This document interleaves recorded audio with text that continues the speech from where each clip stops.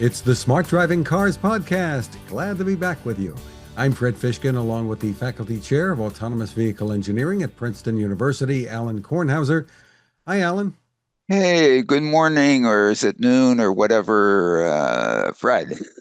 It's been a busy last week or so there at the university. Yep, finished up the 53rd year. Oh my goodness, whatever. Anyway, yes, nice ending. Terrific. And on top, in the brand new edition of the newsletter, Tesla stock is higher as robotaxi golden age begins with a June 12th start date and Musk officially departing Washington. I mean, how much good news could we have? And my goodness, yes. And for I don't know who put in the good word of the date. Just happens to be my birthday. So, what a nice birthday present. I just look. I guess there's some good news today. And that's going to be starting in Texas at first, and in a very limited fashion, from what I understand. Of course. Well, how else do you start? I mean, guess what?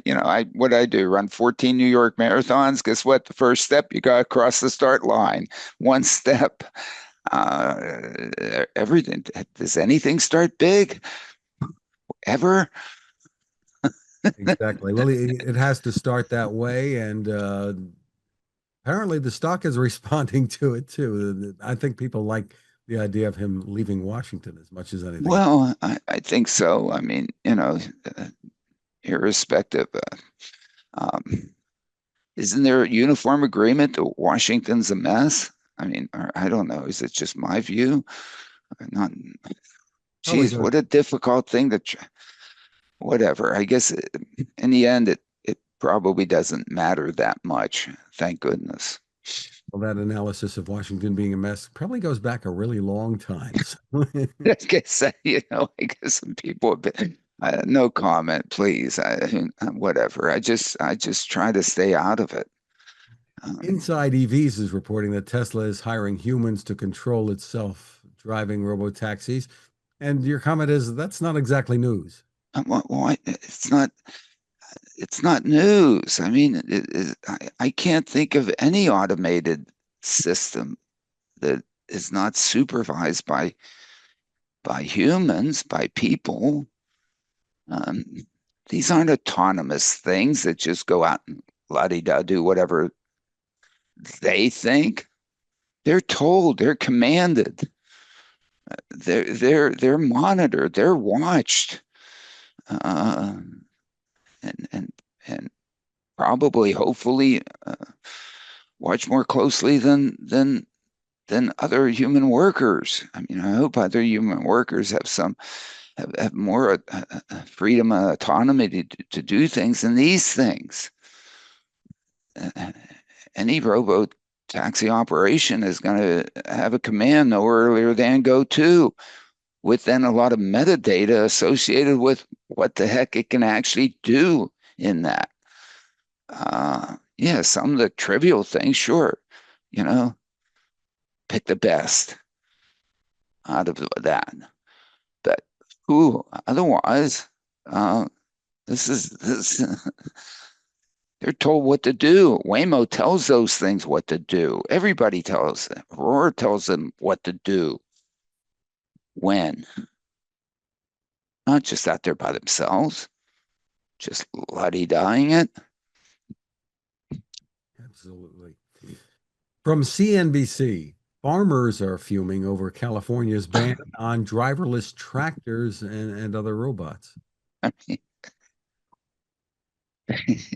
sure, yes, I want to be next to one of those big combines and have it roll over on me. I mean, how often does that happen? How often does somebody, what are the accident rates associated with being at the controls of those things versus remotely telling them what to do, when? Seems, come on. Come on, California. I brought back a come on man on that one. Look, this just doesn't make any sense. And geez, we can't even bring in the workers enough to be able to do the farming. And Oh, one area where the economics have made sense for a while now. I mean, we've talked about John Deere and others in this I think they have in this field, if you'll pardon the pun. in this field or in mining and so on. My goodness, geez, there was an image of a photo on the front page of the New York Times a couple of days ago. I mean, you kidding me? The human labor that ends up having to be done without machines. We couldn't have 8 billion people on the planet if we didn't have these things. I don't know.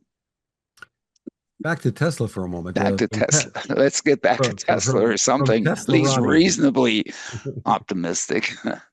There was a piece they released on Tesla's Q1 safety results, which came out a number of weeks ago, saying autopilot is 10 times better than humans at avoiding crashes. And you had some comments.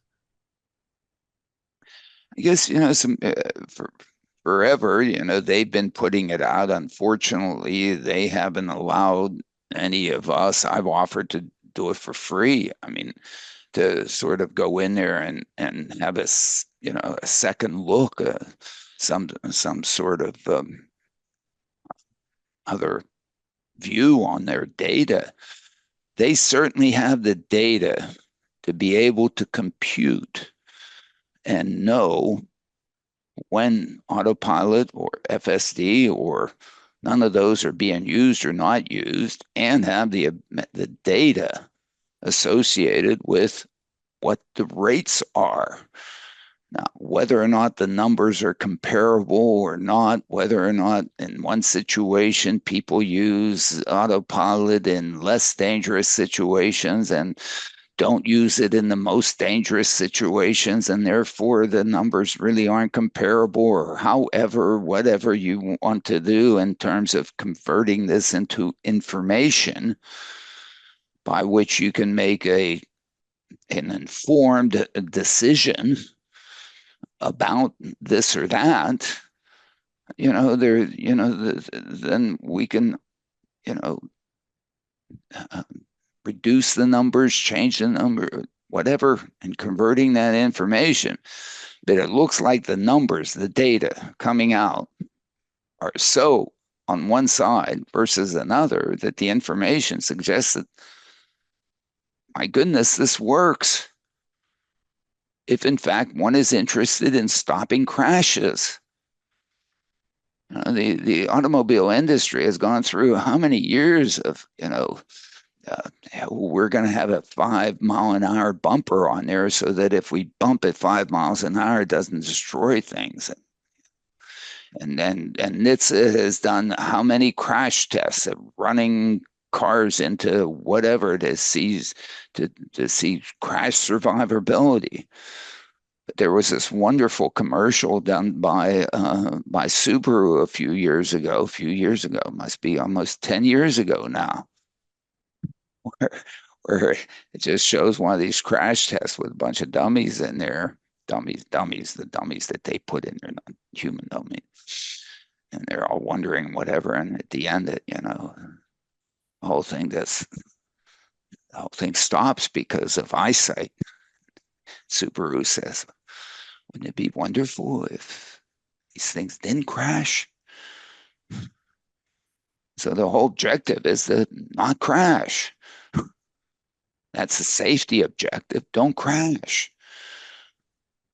And not, the best way to not crash is not to move in the first place. But that doesn't accomplish what you're trying to do. So sure, yes, understood. Yes, stay home. It's like they say, if you stay at home and your house burns down, you die anyway. I should have gone out. But the objective is not to crash. And it seems like these systems don't crash from the data. And if you look at what's going on, I mean, they're they're watching 360 what's going on. For me to watch 360, I mean, I have to turn my head. I stop at a T intersection, I have to look here, look there. I mean, how many cognitive cycles does it take to go? I mean, I'm like at center court in a tennis match, trying to see, can I go or can I go if I'm trying to make a left turn? These things see 360 simultaneously all the time. Oh, but they have blue screens. Oh, well, they have they really don't. I have blue screens. I have senior moments. And human Seems to behavior. me they work better than I work. That's my perception. And I was going to And, say all of this at a time when human driving behavior doesn't seem to be getting much better. and the human, well, got people going around by me on 295. Glad I'm not on the 405 in LA. I mean, whatever. It's and the objective of these things is not to crash.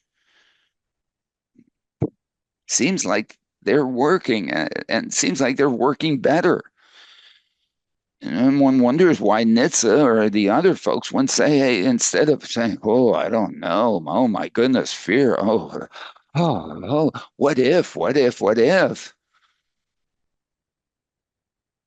I mean, come on.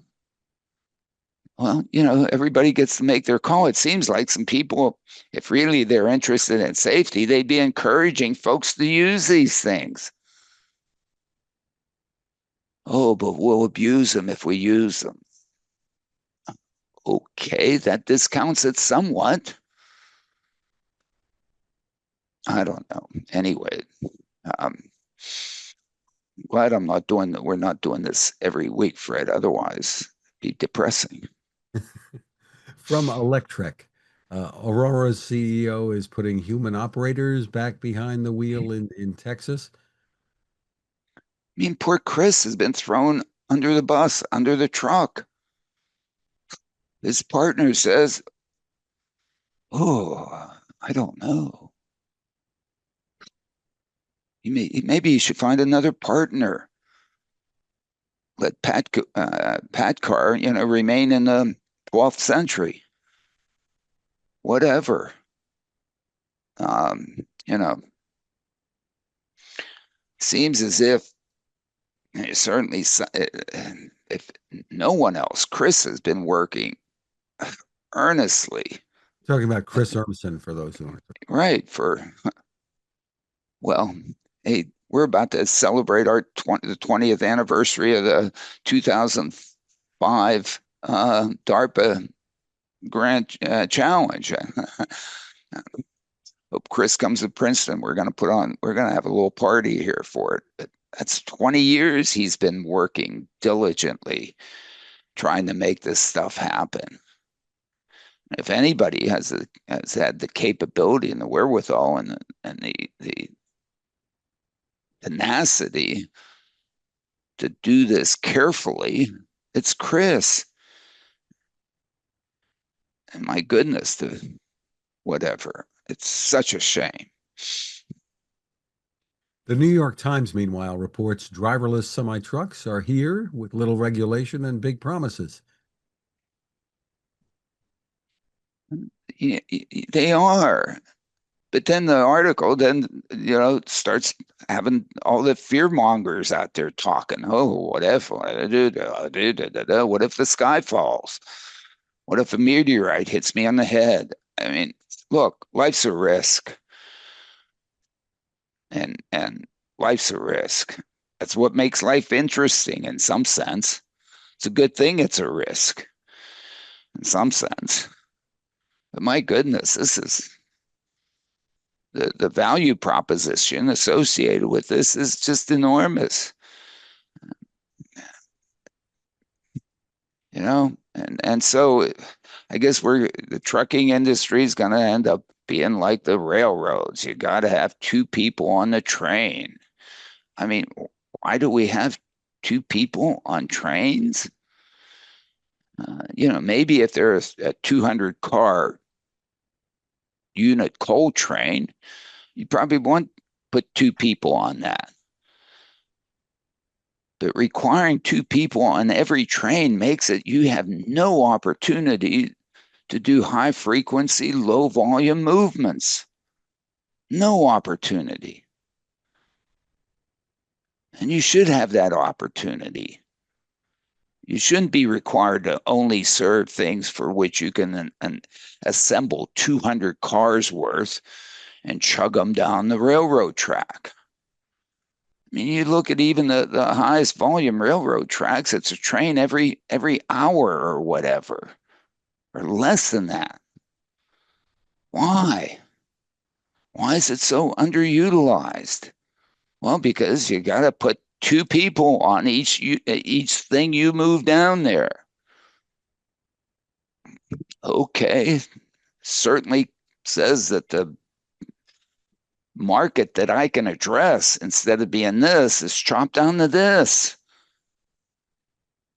Okay, thank you for limiting the opportunities of which I could serve. And I guess that this is what, some of these legislation in Texas wants to do. Oh, we've got to have a driver in these things. Why? Why? Really? And can you imagine keep somebody employed in a job in which you're there scared to death 10 hours a day trying to feed your family because should you have a senior moment, should you doze off, should you whatever, bam. Really? Where's OSHA to protect the work environment of these folks? Really care about what it is. And in some situations say, maybe we should find other jobs for you to do in the company. There are lots of things yet to do, even with, oh my goodness, with AI, my goodness, there's even more. Now, with the help of AI, you can even do more things for the company. You can be more efficient for the society. You can deliver better value, a better quality of life to everybody, even poor people.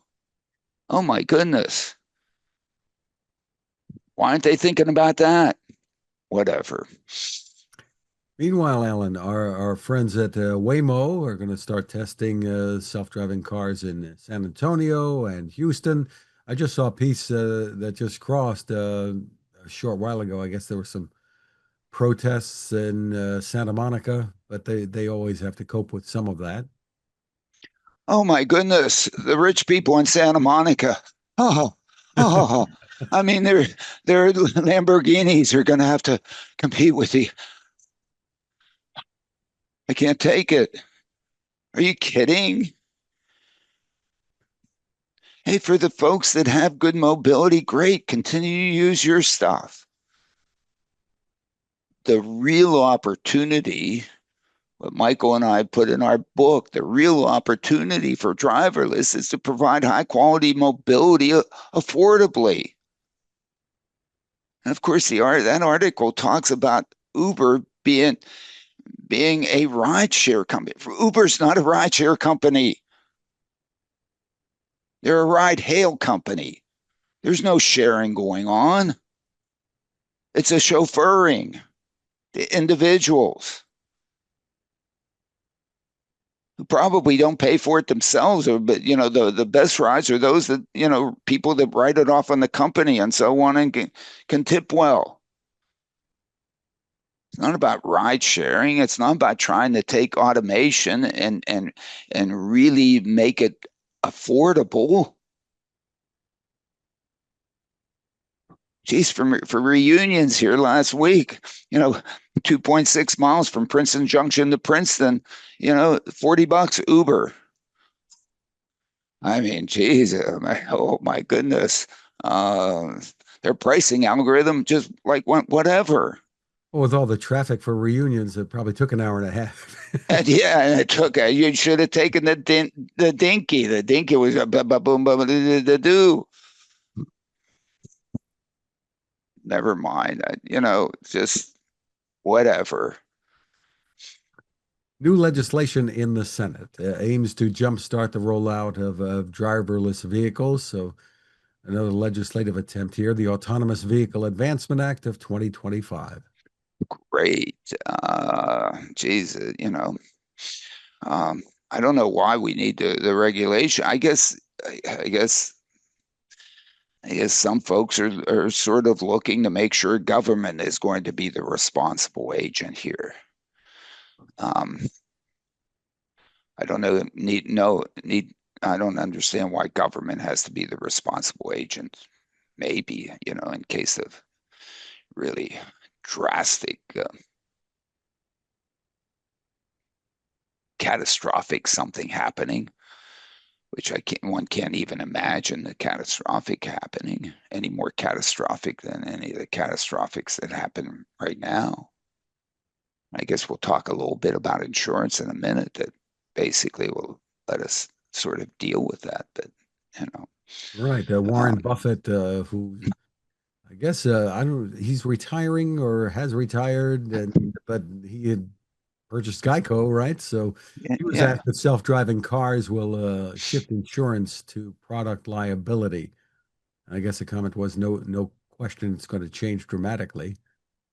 Well, I guess it is changed dramatically because the name of it says that instead of personal liability, it becomes product liability. But uh, is it really any different? If there's a crash, somebody has to be responsible, and some entity has to sort of pick up the tab and try to make good of it, and, and clean up the mess. That's what insurance does. Okay, and whether or not you call it personal liability or product liability, does it really matter? Well, sure, I guess it matters because historically personal liability has been on me and product liability has been on whoever made this thing. Okay. But in fact, the mess that was created by either the product or me is still the mess that needs to be cleaned up. And the reason it might go to product liability is because it's the product that's actually goofed up and created the mess instead of me, because I'm just riding now, you know. I'm and in fact it's as like when I'm in an airplane, I don't go up and knock on the door of the uh, of United Airlines and say, "Hey, yo, let me in there. I want to help out." They'll say, "Calm down, please. Go back to your seat. We'll bring you a cognac or something." Ooh, that'd be nice. Then I can just to get the cognac. But I'm riding. I'm not making the decisions. It's what's going on. I don't even hey, in a plane anymore. I don't know. Are there really pilots up there? Are they really doing anything? Does it really matter? I mean, it doesn't matter in some sense. But the driverless thing is only going to happen if, in fact, the safety is at least no worse than it is today with a good driver. And a good driver, my goodness, they're really good because, as I like to say, and I like to claim, and okay, I'm wrong, but don't believe me. But 90% of the crashes out there are due to misbehavior, due to me drinking, due to me not paying attention, due to me with this thing, due to me, you know, due to misbehavior on my part. And the automated system is not going to misbehave. or at least not misbehave to anywhere near the same extent as we are misbehaving. Oh, we, of course not me, of course not you, Fred, of course not you, audience. It's always the other guy. And so there'll be less mess to clean up. If there's less mess, then insurance, whether you call it, product or personal liability, they're going to spend less money cleaning it up.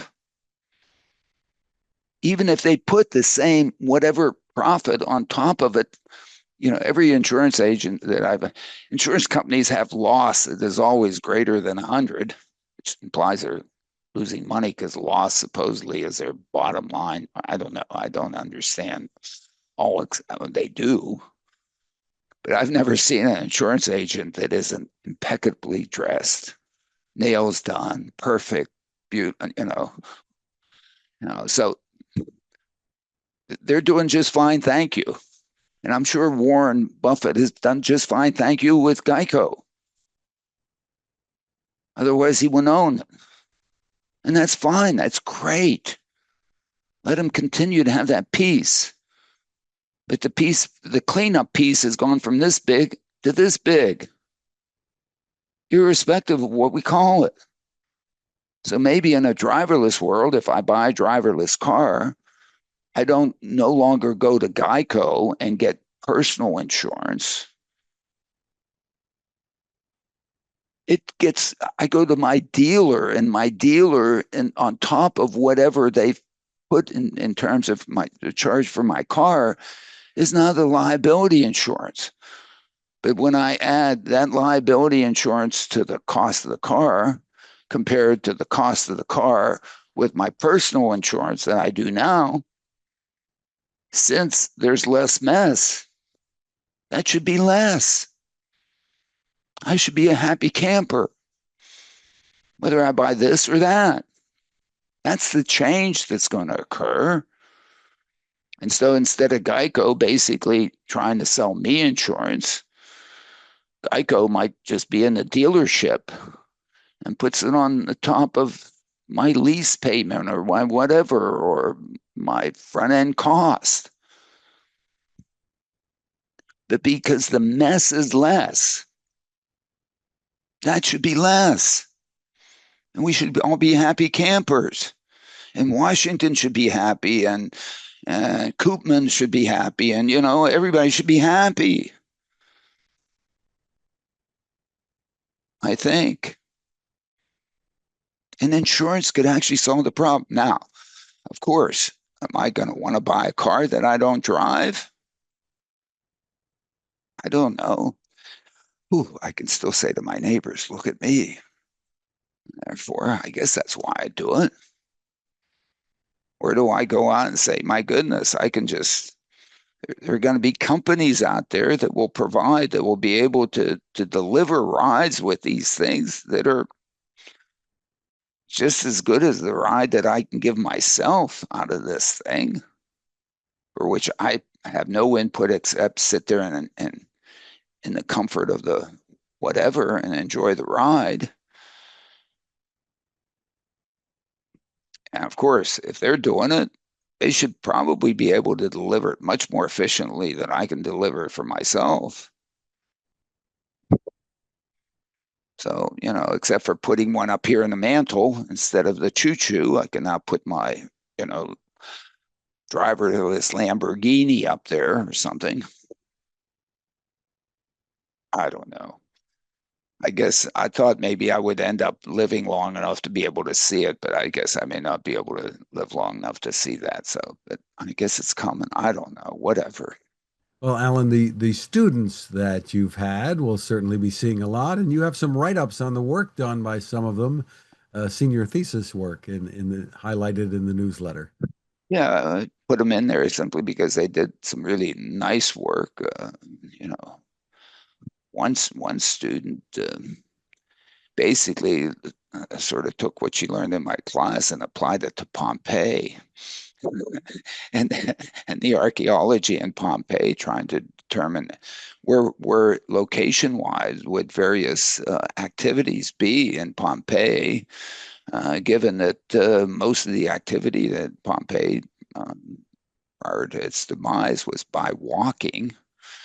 And what are the implications in terms of the design, and what should archaeologists really look for as they continue to dig in Pompeii to uncover more and more of it?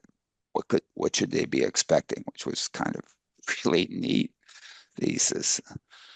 And another one with Tyler Beretta, we're sort of looking at where should data centers be located, and what's historically in the location of data centers, what's really important in location decision. And I guess, of course, cheap energy is really important. But after all the analysis and data analysis and whatever and so on that he did in there, we really scratch our heads. Energy is really cheap in the Middle East during the day when the sun shines. At night, not so much. So you got to have some storage around to be able to keep it around. Whereas in places like northern Quebec, where there's hydropower, water falls even in the winter, 24 hours a day. So one wonders why would you pick Middle East over northern Quebec? But never mind. So Tyler and I had some fun, at least discussing and thinking and whatever, and doing all the hardcore data analysis and statistics to try to justify or look at one versus the other. And then, of course, another one in which we really looked at the data fusion problem of LiDAR versus cameras versus optimally fused LiDAR and radar data, LiDAR and camera data. And as most folks, I think, up to this point have realized, even if you do a really good data fusion job, it sort of ends up being lowest common denominator type of thing. And one wonders whether or not really LiDAR, I continue to wonder whether or not LiDAR is really necessary or even useful. Sounds like great work. But we had a lot of fun doing it. The students did a fantastic job. They're available. 53 years, Alan. 53 years. Wow. At one place, that's like, what? Who does that? That's like, whatever. I think it's 55 in total since I did, well, at least almost 55. Did 1 2/3 at the University of Minnesota prior to Princeton, but whatever. Amazing. Well, congratulations to the students and to you. We'll be back in September or something. We're good interns this summer that we're going to do some crazy stuff. And who knows, maybe we'll actually do something with handy rides. We're setting it up. We're still in existence. Stay tuned. Yeah, stay tuned. Yeah, really trying to, walk the walk instead of talk the talk. We've done a lot of talking the talk, Fred. It's about time that I do some walking of the walk. It's happening. It's happening. You can always find us at smartdrivingcar.com. We'll have news there for you. You can find my reports on consumer tech at textination.com. Thank you for spending time with us, and stay safe. Happy summer to everybody.